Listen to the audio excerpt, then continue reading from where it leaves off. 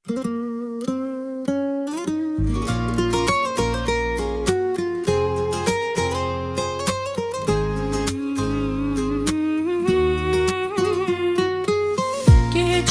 ömrüm döküldü yapraklar, saçlarımda çoğaldı hep aklar.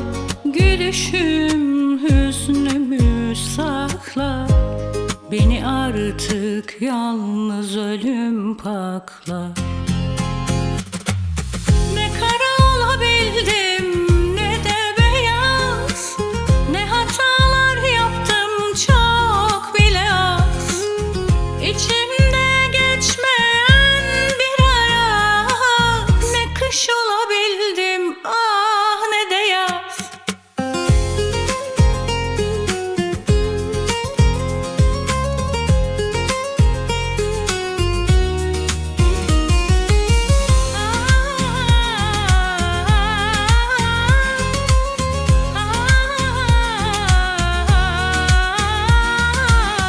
Geçti ömrüm döküldü yapraklar, saçlarımda çoğaldı hep aklar.